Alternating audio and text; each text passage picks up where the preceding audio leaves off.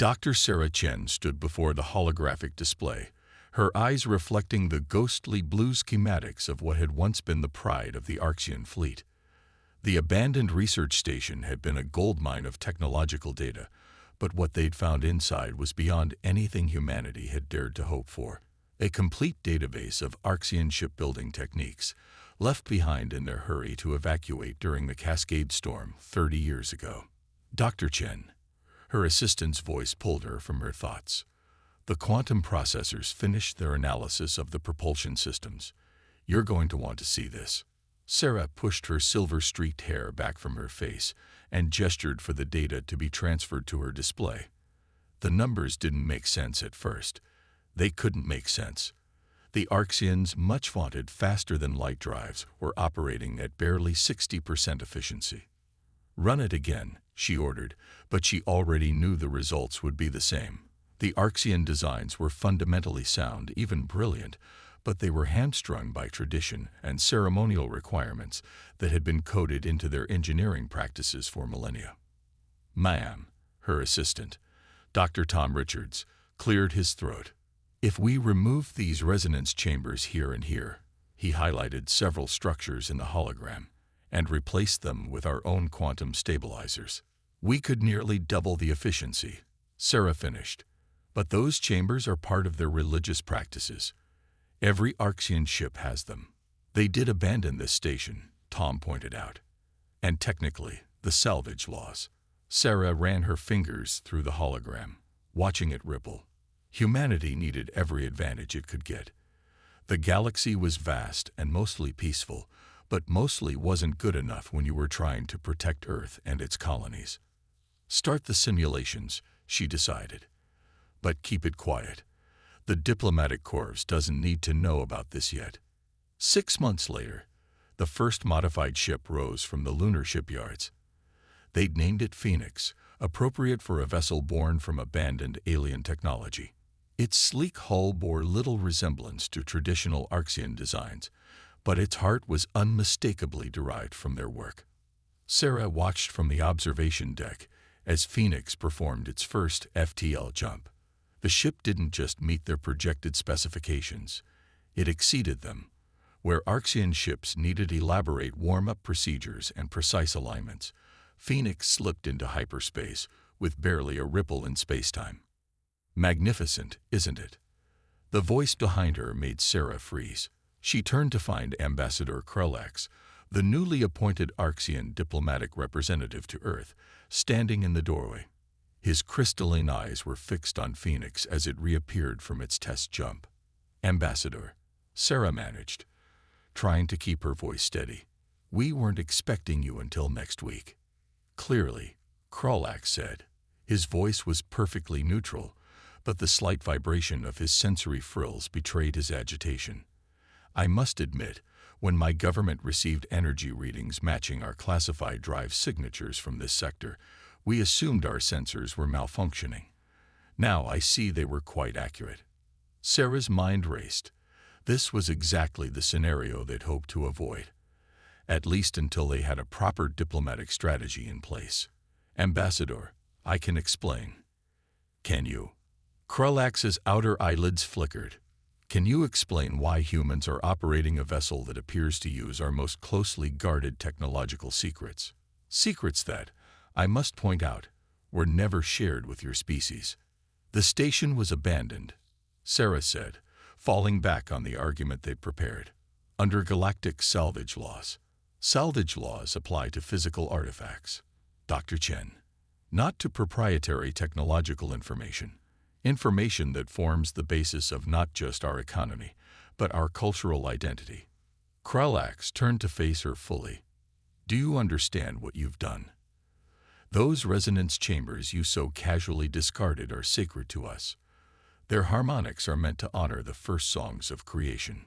Sarah felt the weight of decades of alien tradition pressing down on her, but she also remembered Earth's position in the galaxy, late to the game, struggling to catch up, surrounded by ancient civilizations with technologies they barely understood.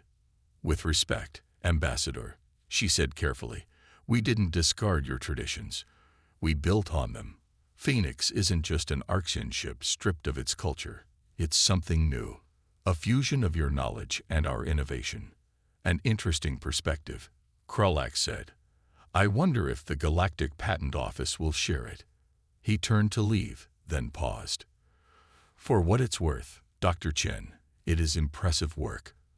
But impressiveness will not shield you from the consequences that are coming. As the ambassador's footsteps faded away, Sarah turned back to the viewport. Phoenix hung there, beautiful and damning. They'd succeeded in pushing the boundaries of what was possible, but at what cost? She pulled up her comm. Get me the diplomatic course, she said, and wake up Ambassador Rodriguez. Tell him we might have accidentally started an interstellar incident. The stars seemed to twinkle more ominously now as Sarah contemplated the storm that was about to break. Humanity had proven they could match and even exceed alien technology. Now they just had to prove they deserved to keep it. Ambassador James Rodriguez had faced his share of diplomatic crises during his 15-year career, but none quite like this. The Galactic Patent Office's headquarters on New Geneva Station loomed before him, its crystalline spires reflecting the light of 3 different suns. Inside those spires, the fate of humanity's technological future hung in the balance. They're ready for us, his aide whispered, gesturing toward the towering doors emblazoned with the symbols of 10,000 civilizations' legal systems. James straightened his tie, a habit he'd never broken despite the Galactic Council's indifference to Earth fashion. Dr. Chen, he said, turning to Sarah, remember what we discussed. Let me handle the legal arguments. You're here for the technical details only. Sarah nodded, but he could see the tension in her jaw. She'd spent the entire journey from Earth preparing her defense of the Phoenix Project, and he knew she was barely containing herself from launching into a full technical explanation of why their modifications were necessary. The doors parted silently, revealing the adjudication chamber. 3 judges sat at a curved desk that floated several meters above the floor. Exertion, with its characteristic crystalline structure, a Medusan neural cloud contained within an environment suit, and to James's surprise, an Arxian. The presence of Judge Cuttle must be noted as a potential conflict of interest, James said immediately, falling into the formal patterns of galactic law, given that the Arxian Confederation is the primary complainant in this case. Noted and dismissed, the Exertion judge's voice resonated through the chamber. Judge Cuttle's expertise in quantum engineering patents makes their presence essential to these proceedings. The court recognizes Ambassador James Rodriguez, representing Earth, and High Advocate Zixtal, representing the Arxian Confederation. James glanced at the Arxian advocate, noting the ceremonial markings that indicated their high status in their species' legal caste. This wouldn't be an easy fight. The charges are as follows. The Medusan judge's thoughts were translated into crisp, neutral standard. Unauthorized access and modification of proprietary Arxian technology, violation of cultural protection statutes, and willful disregard for established technological transfer protocols. How does Earth plead? Not guilty on all charges, James said firmly. We submit that our actions fall under the Abandoned Technology Reclamation Act of 7249, Galactic Standard Date. Objection. Zixtal's voice cut through the chamber. The Act specifically excludes technologies with ongoing cultural and religious significance. The modified drive systems incorporate sacred geometries that have been fundamental to Arxian society for millennia. Yet these same drive systems were abandoned in a research station, James countered. A station that, according to galactic law, became salvage after remaining unclaimed for 20 standard years. The judges conferred briefly in their private quantum channel before the Exertion spoke again. Dr. Chen approached the evidence platform. Explain the exact nature of your modifications. Sarah stepped forward, her hand steady as she called up the holographic displays. The original Arxian drive design incorporates these resonance chambers, she began, highlighting the structures in blue. They serve a ceremonial purpose, but also create significant inefficiencies in the power distribution system. Our modifications. replaced sacred harmonics with soulless machinery, Zixtal interrupted. This is not mere technological theft. It is cultural vandalism. Our modifications, Sarah continued, her voice firm, improved efficiency by 87% while maintaining the fundamental principles of Arxian fold space theory. We didn't destroy your technology. We evolved it. Evolution without permission is still violation. Judge Cottle spoke for the first time, their voice carrying the weight of religious authority. Did humans consider how these modifications might affect the spiritual resonance of our ships? The songs they sing to the cosmos. James saw Sarah hesitate for the first time. We focused on the practical aspects, she admitted. Ambassador James Rodriguez had faced his share of diplomatic crises during his 15-year career, but none quite like this. The Galactic Patent Office's headquarters on New Geneva Station loomed before him, its crystalline spires reflecting the light of 3 different suns. Inside those spires, the fate of humanity's technological future hung in the balance. "They're ready for us," his aide whispered, gesturing toward the towering doors emblazoned with the symbols of 10,000 civilizations' legal systems. James straightened his tie, a habit he'd never broken despite the Galactic Council's indifference to Earth fashion. "Dr. Chen," he said, turning to Sarah, "remember what we discussed. Let me handle the legal arguments. You're here for the technical details only." Sarah nodded, but he could see the tension in her jaw. She'd spent the entire journey from Earth preparing her defense of the Phoenix Project, and he knew she was barely containing herself from launching into a full technical explanation of why their modifications were necessary. The doors parted silently, revealing the adjudication chamber. 3 judges sat at a curved desk that floated several meters above the floor. Exertion, with its characteristic crystalline structure, a Medusan neural cloud contained within an environment suit, and to James's surprise, an Arxian. The presence of Judge Cottle must be noted as a potential conflict of interest, James said immediately, falling into the formal patterns of galactic law. Given that the Arxian Confederation is the primary complainant in this case. Noted and dismissed, the Exertion judge's voice resonated through the chamber. Judge Cottle's expertise in quantum engineering patents makes their presence essential to these proceedings. The court recognizes Ambassador James Rodriguez, representing Earth, and High Advocate Zixtal, representing the Arxian Confederation. James glanced at the Arxian advocate, noting the ceremonial markings that indicated their high status in their species' legal caste. This wouldn't be an easy fight. The charges are as follows. The Medusan judge's thoughts were translated into crisp, neutral standard. Unauthorized access and modification of proprietary Arxian technology, violation of cultural protection statutes, and willful disregard for established technological transfer protocols. How does Earth plead? Not guilty on all charges, James said firmly. We submit that our actions fall under the Abandoned Technology Reclamation Act of 7249, Galactic Standard Date. Objection. Zixtal's voice cut through the chamber. The Act specifically excludes technologies with ongoing cultural and religious significance. The modified drive systems incorporate sacred geometries that have been fundamental to Arxian society for millennia. Yet these same drive systems were abandoned in a research station, James countered. A station that, according to galactic law, became salvage after remaining unclaimed for 20 standard years. The judges conferred briefly in their private quantum channel before the Exertion spoke again. Dr. Chen approached the evidence platform. Explain the exact nature of your modifications. Sarah stepped forward, her hand steady, as she called up the holographic displays. The original Arxian drive design incorporates these resonance chambers, she began, highlighting the structures in blue.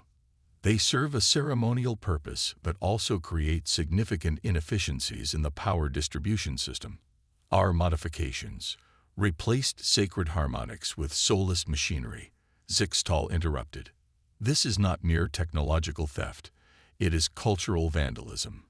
Our modifications, Sarah continued, her voice firm, improved efficiency by 87%, while maintaining the fundamental principles of Archean fold space theory. We didn't destroy your technology. We evolved it. Evolution without permission is still violation. Judge Cuttle spoke for the first time, their voice carrying the weight of religious authority. Did humans consider how these modifications might affect the spiritual resonance of our ships, the songs they sing to the cosmos? James saw Sarah hesitate for the first time. We focused on the practical aspects, she admitted. As humans always do, Zixtel said. This is precisely why the technological transfer protocols exist, to prevent younger species from misusing technologies they don't fully understand. Understanding comes through experimentation, James interjected. The protocols you mentioned were established by species who had already secured their positions in galactic society. They effectively create a technological barrier that newer civilizations can never overcome. The Medusan judge's environment suit flickered. An interesting point, Ambassador. Are you suggesting the protocols themselves are discriminatory? I am suggesting they are outdated, James said carefully. The galaxy is changing. The barriers between species and cultures are becoming more fluid. Perhaps it's time for our laws to reflect that reality. And what of our rights? Zixtal demanded. The rights of civilizations who spent millennia developing these technologies. Are we to simply watch as humans strip away their meaning and rebuild them in their own image? The chamber fell silent as the judges conferred again. James could feel the weight of history in that silence. Not just Earth's history, but the complex web of relationships between all spacefaring species.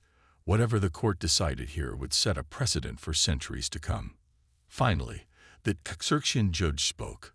This court requires additional time to consider the broader implications of this case.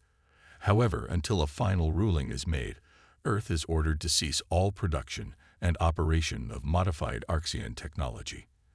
The Phoenix prototype will be impounded at New Geneva Station. Your Honors. Sarah stepped forward again. I must object. The Phoenix isn't just a ship. It's proof that different species can build on each other's achievements, that we can be more together than we are apart. A beautiful sentiment, Dr. Chen, Judge Cottle said. But sentiment does not override law. This session is adjourned until further notice. As they left the chamber, James caught sight of Zixtal conferring urgently with several other Archeans. Something in their manner made him uneasy. They're planning something, he murmured to Sarah. This isn't over. No, she agreed, watching as Phoenix was guided into a holding bay by tractor beams. But maybe it shouldn't be. Maybe we need this fight, not just for Earth, but for every species that will come after us.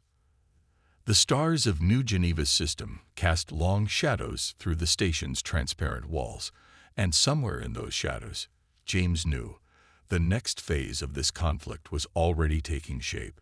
The observation deck of New Geneva Station offered a perfect view of the impounded Phoenix, but Ambassador Rodriguez wasn't admiring the ship. His attention was fixed on the fleet of Archean vessels that had just dropped out of hyperspace, their ceremonial resonance chambers glowing with familiar purple light.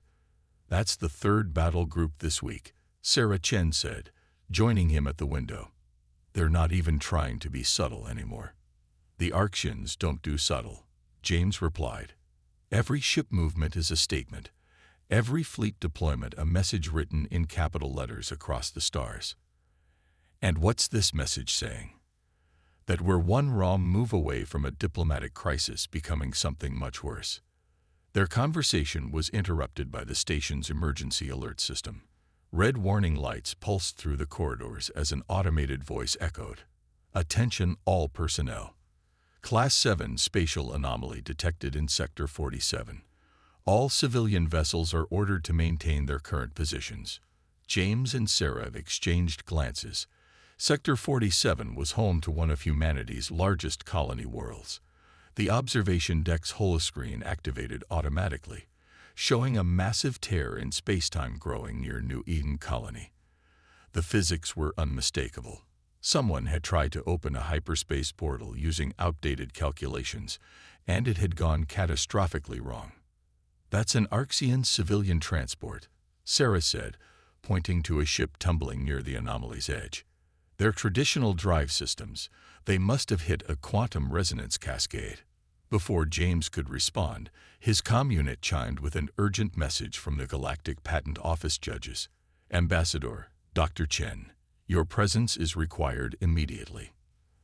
They found not just the 3 judges waiting for them, but also High Advocate Zixtal and several senior Arxian military commanders. The tension in the room was thick enough to cut with a knife. The situation is unprecedented. The exertion judge began without preamble.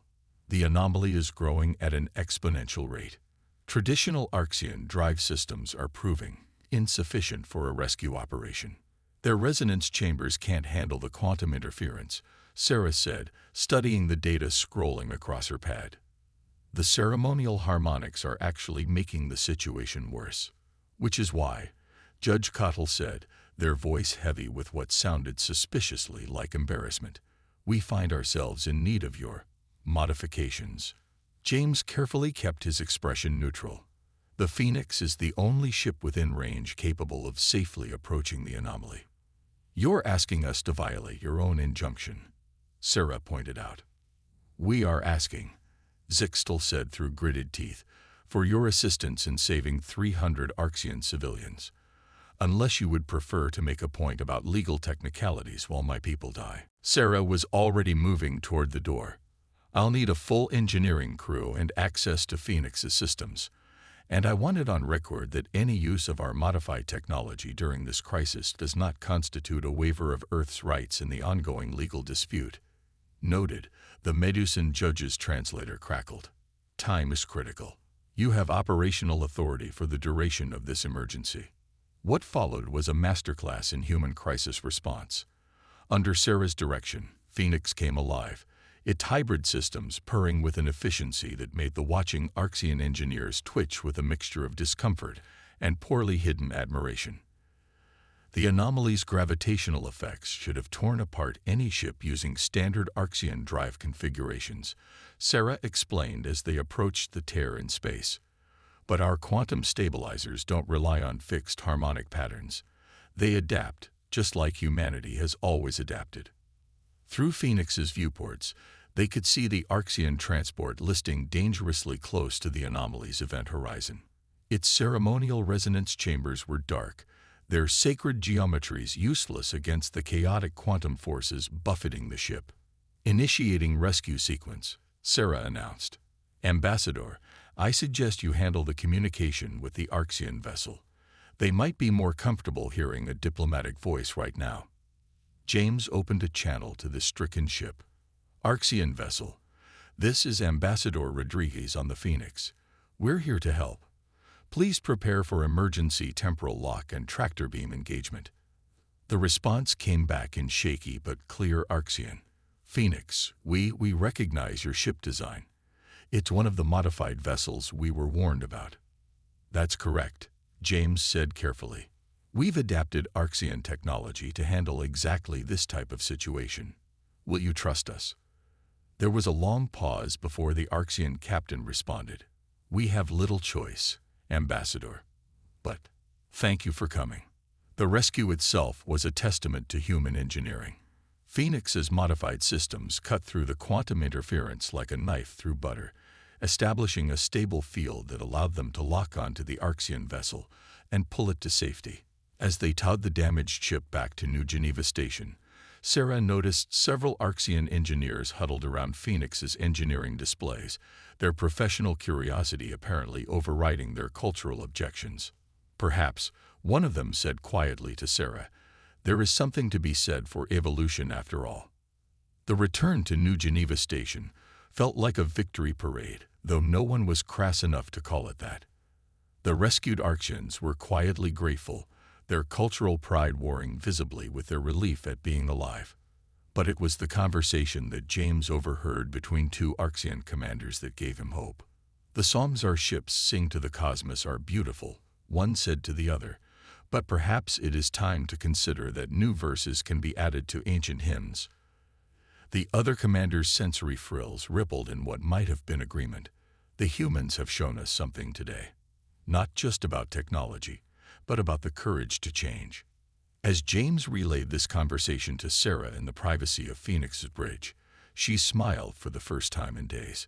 "Change is never easy," she said, looking out at the stars. "But sometimes it takes a crisis to show us that holding onto tradition shouldn't mean standing still." The anomaly still burned in space behind them, a reminder that the galaxy held dangers that cared nothing for cultural differences or legal disputes. Perhaps, James thought, that was the real lesson here. That survival sometimes required more than just preserving the old ways. It required the courage to forge new ones. The emergency session of the Galactic Patent Office looked very different from the first hearing. The judge's elevated platform had been lowered, creating a more collaborative atmosphere, and the Arxian delegation now included several of the engineers who had witnessed Phoenix's rescue operation. This court recognizes that recent events have complicated the matter before us. The Exercian judge began, crystalline structure gleaming under the chamber's lights.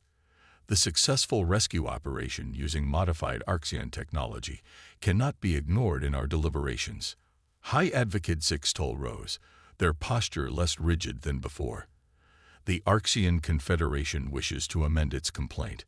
While we maintain that proper protocols were not followed, we must acknowledge that the modifications made by Earth demonstrated considerable merit in a crisis situation. James Rodriguez felt Sarah Chen stiffen beside him.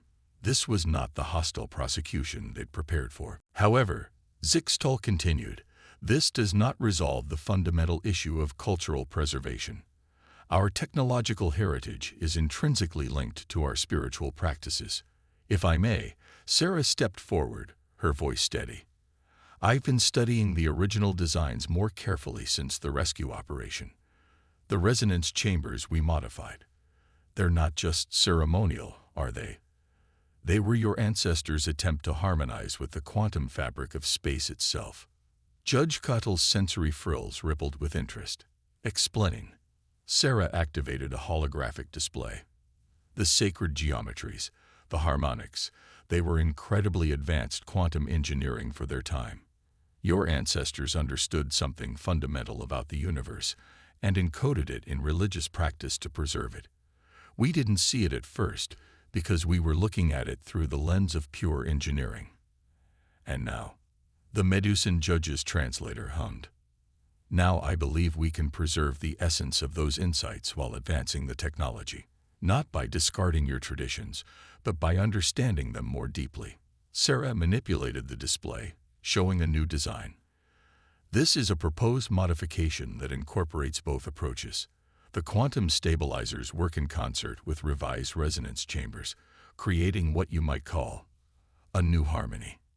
The chamber erupted in murmured discussions. James watched the Arxian engineers huddle together, their sensory frills vibrating rapidly as they studied the design. One of them, wearing the markings of a senior theoretical physicist, addressed the court.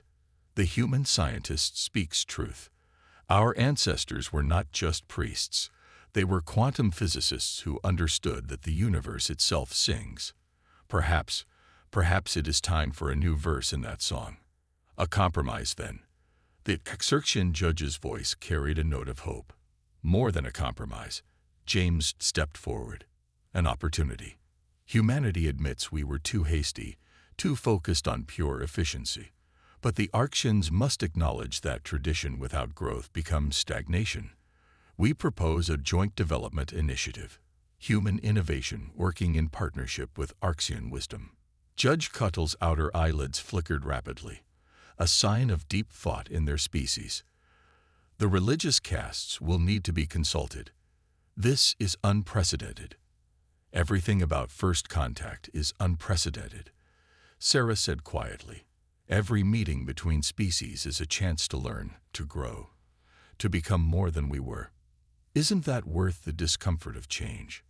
The judges conferred privately for several long minutes. When they spoke again, it was with unified purpose. This court finds that both parties have valid claims, the Exercian judge announced. Rather than impose penalties, we order the establishment of a joint human Arxian Technology Exchange Commission. All future modifications of Arxian technology must be developed through this commission, with equal representation from both species. Furthermore, the Medusan judge added, this case shall serve as precedent for future interactions between established and emerging spacefaring civilizations. The right to innovate must be balanced with the duty to respect and preserve cultural heritage. As the session concluded, James noticed Zixtal approaching with several Arxian engineers. Dr. Chen, the advocate said, our engineers have some questions about your quantum stabilizer designs, and perhaps we might share some insights about the deeper meanings of our resonance harmonics. Sarah's face lit up with genuine enthusiasm. I'd like that very much. There's so much we could learn from each other. James watched them walk away, already deep in technical discussion. Outside the chamber's windows, Phoenix floated in its dock, no longer a source of controversy but a symbol of something new. A bridge between tradition and innovation, between the wisdom of the past and the possibilities of the future. An interesting outcome, Ambassador, Judge Cottle said, joining him at the window. Your species continues to surprise us. That's what humans do best, James replied with a small smile. We surprise ourselves as often as we surprise others. The trick is making sure those surprises bring us together instead of pushing us apart. The judge's sensory frills rippled in what James had learned to recognize as amusement. Indeed, though I suspect this is not the last time your species will challenge our assumptions about how things should be done. Probably not, James agreed. But next time, perhaps we'll all be better prepared for the challenges and the opportunities that change brings. As twilight fell over New Geneva Station, human and Arxian engineers began their first official collaboration, their voices mixing in a harmony that was neither purely human nor purely Arxian, but something new, something that perhaps the universe had been waiting to hear. 6 months after the landmark ruling, the New Geneva Research Center hummed with activity. The massive facility, constructed specifically for the Human Arxian Technology Exchange Commission, had become a symbol of successful interspecies collaboration. Dr. Sarah Chen stood in her new office, watching human and Arxian engineers working side by side through the transparent walls. The latest test results from the hybrid drive system are in, her Arxian colleague, Chief Engineer Vexlor, announced as he entered. The efficiency ratings exceed even our most optimistic projections. Sarah smiled as she studied the data. The new design was neither purely human nor purely Arxian, but something greater than either could have achieved alone. The quantum stabilizers worked in perfect harmony with the modified resonance chambers, creating what the Arxian priests had begun calling the new song of the stars. Ambassador Rodriguez is on his way, Vexlor continued. Apparently, the Galactic Council has taken notice of our success here. They're not the only ones, Sarah replied, bringing up a holographic display showing ships from various species arriving at the station. We've received requests for technological exchange programs from 12 different civilizations in the past month alone. The door slid open again, admitting James Rodriguez. The ambassador had aged gracefully in the months since the trial, the silver in his hair lending him an air of distinguished authority. The Council has officially recognized our exchange program as a model for future technological collaboration, he announced without preamble. They're calling it the Chen-Vexlor Protocol. Sarah and Vexlor exchanged surprised looks. That's unexpected, Sarah managed. Is it? James smiled. You two have proven that innovation doesn't have to come at the expense of tradition. That's something the galaxy desperately needed to see. Through the window, they could see Phoenix-class ships under construction, their hulls incorporating both human and Arxian design elements. But these weren't just warships anymore. They were exploration vessels, research platforms, and diplomatic carriers. The religious castes have begun incorporating quantum physics into their teachings, Vexlor said, his sensory frills rippling with what Sarah had learned was pride.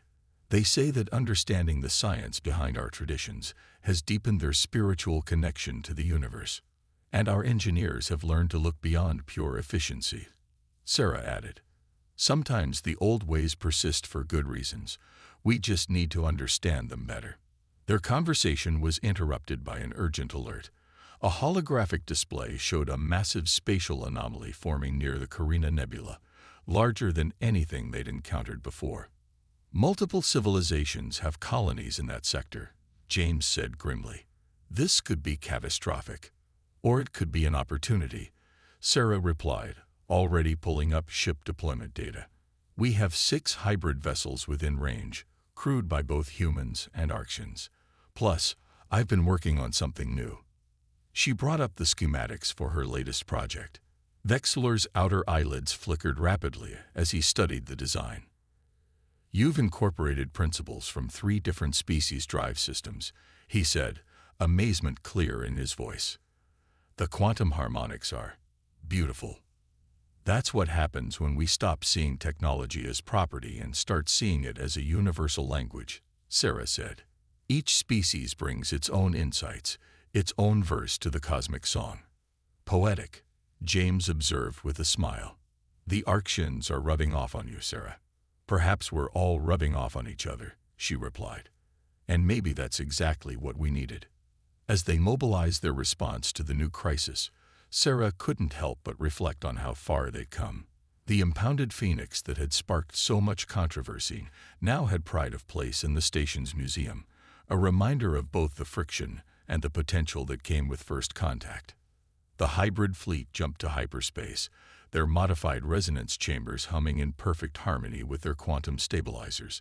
Human and Arctian crews worked together with practiced efficiency, their differences forgotten in the face of a common challenge. In the observation lounge, various species representatives watched the deployment with interest. The Chen Vexilor Protocol was already being studied as a framework for their own technological exchanges. You know, James said quietly to Sarah, when you first modified that Arctian drive system, I never imagined it would lead to this. Neither did I, she admitted. I was just trying to make things work better. I never considered that better might mean more than just improved efficiency. That's the thing about evolution, Vexilor added, his translator conveying the warmth in his voice. Whether it's biological or technological, it often takes us in unexpected directions. As they watched the hybrid fleet disappear into hyperspace, Sarah thought about the future. Other species were already approaching Earth and the Archean Confederation, seeking to join what was becoming a technological renaissance. The galaxy was changing, not through conflict or competition, but through collaboration and mutual understanding. We're not just engineering better ships, she realized aloud. We're engineering better ways for species to work together.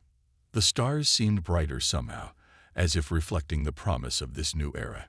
Humanity had found its place in the galaxy, not by dominating or submitting, but by building bridges between species, between traditions and innovations, between the wisdom of the past and the possibilities of the future. And somewhere in the quantum fabric of space-time, human and alien technologies sang together in a harmony that would echo through the centuries to come.